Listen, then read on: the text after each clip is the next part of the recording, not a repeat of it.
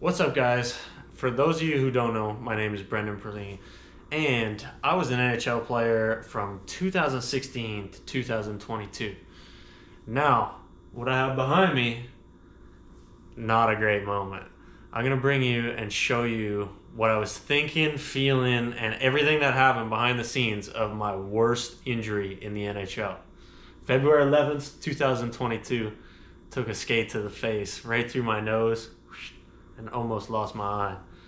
So let's jump right on into it. Don't forget, guys, please like, subscribe, everything down below. Yeah, you're gonna find out all the behind the scenes, the juicy details, and even a story that involves a famous celebrity at the end. Stay tuned, guys. Watch till the end. All right, guys, so we'll get it started in Buffalo, February 11th.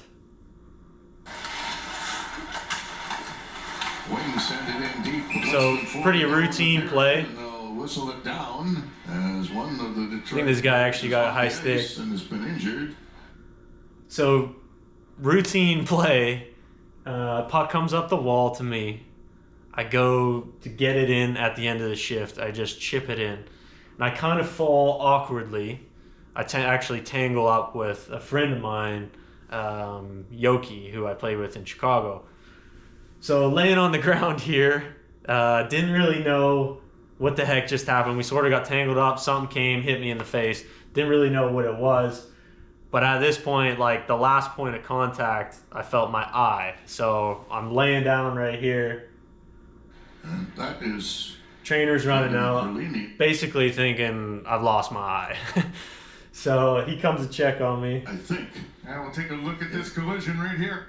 Asked me right here, like, what's going on, what happened, basically, and I said to him, I've lost my eye. Like, I can't open it. I have my one hand like this on my eye. I said, I can't open my eye. I've lost it, like, for sure.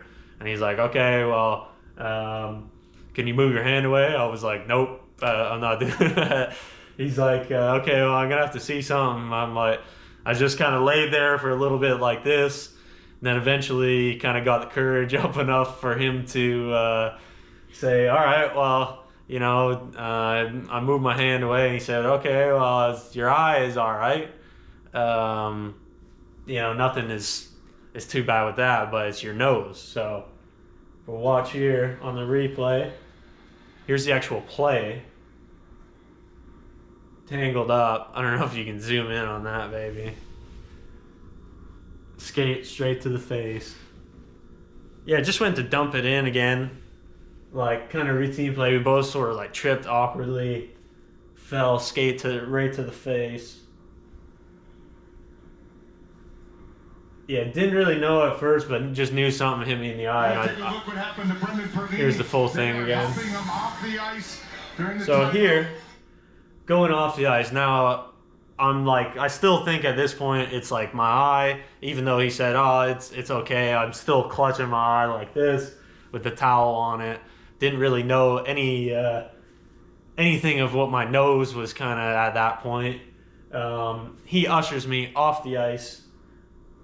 Trainer's got over there to help him. You see the So Larks comes in. face. We're going to show you exactly what happened. He's going to get clipped with a skate. Replay one more time. Here, the follow through.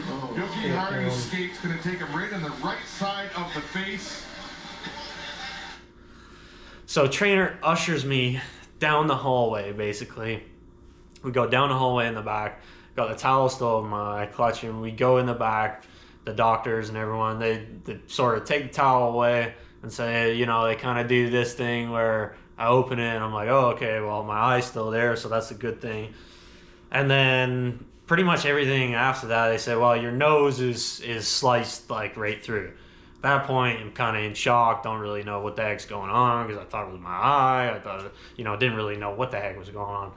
And so I guess at that point, because, so it's on that side, sliced right through there. You can't even really tell anymore, but sliced right through, and you could take that piece of the nose and flip it like this, almost like Velcro. I was breathing like a fish. So they throw, I think it was 14 stitches on the outside straight down, and then I believe it was 10 9 or 10 on the inside, and the doctor did a really, really good job. So at that point, when I'm sitting back and they've sort of fixed everything up, I'm kind of a little bit like groggy. They don't really use any. I think they maybe stuck me with a needle, so I was a bit numb or something like that.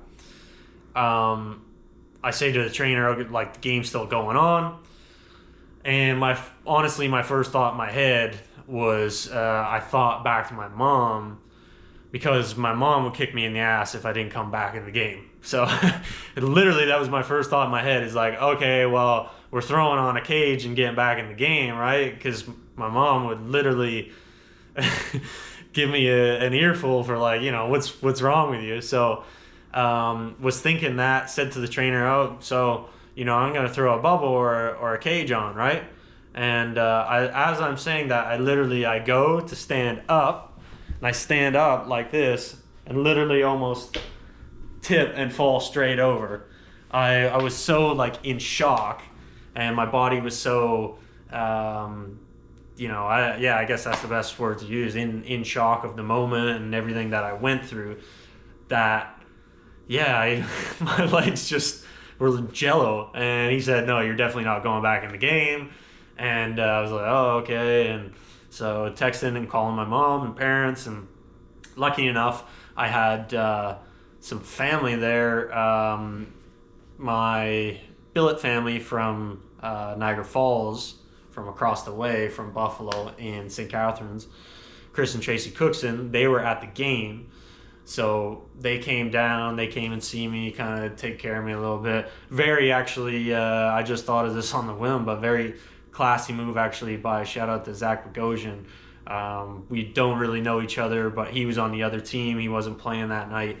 He actually came down to check on me, which I thought was a really classy move, and just make sure I'm doing okay. And, for a guy on the other team to come and do that, I thought that was very nice.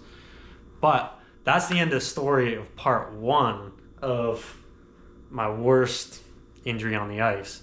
Stay tuned here, guys, for part 2 coming up. It involves a really cool celebrity that the next day I got to meet, and kind of a funny story of, at least, I get to look back on. Guys, I just want to take this opportunity to remind you one more time, hit that subscribe button below. It's really going to help me out. I'm waiting.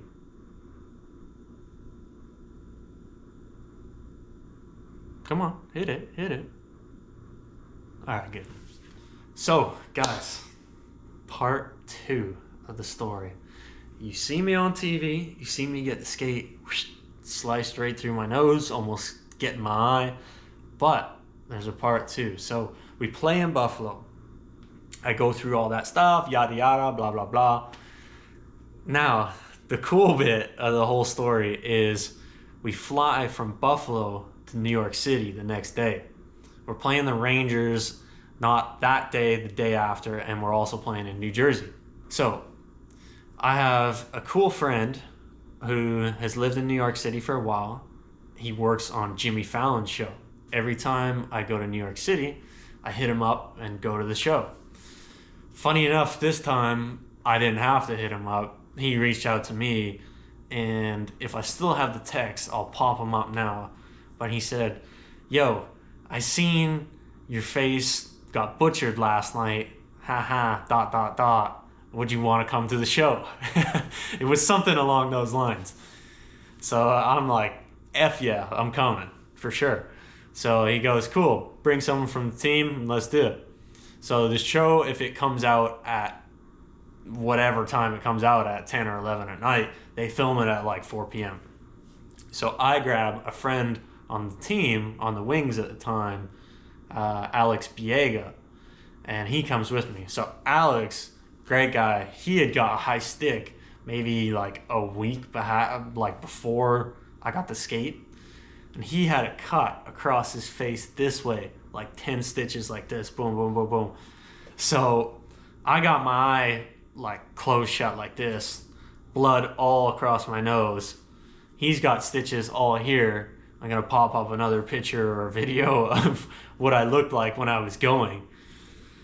And so we go to Jimmy Fallon, we meet a buddy of mine, and he brings us up to they always sit like the family and friends at the top of, like, if the stage is down here, the crowd angles this way, they sit friends and family like right at the top a little bit.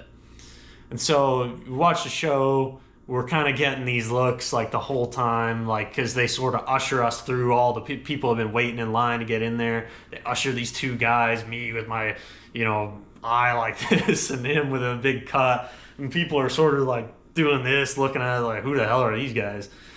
So we sit there, you know, they're still kind of getting looks. Show goes on, ends. Jimmy at the end of the show, during the end credits, does this big loop like up the stairs in this pattern like this. He comes up the stairs, shaking people's hands, nice to meet you, blah, blah, blah. He comes up behind, and so he's coming towards our way, shaking a few people's hands.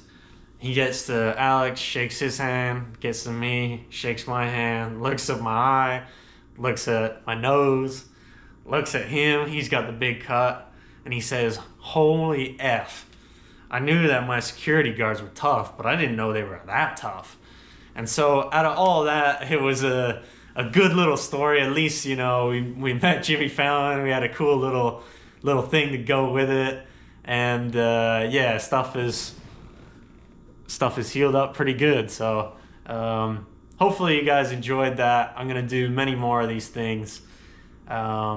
Leave a comment below. Let me know if there's anything behind the scenes of what you guys would want to know, whether that's unwritten rules of the locker room, maybe more guys that I played with that I liked, that I disliked.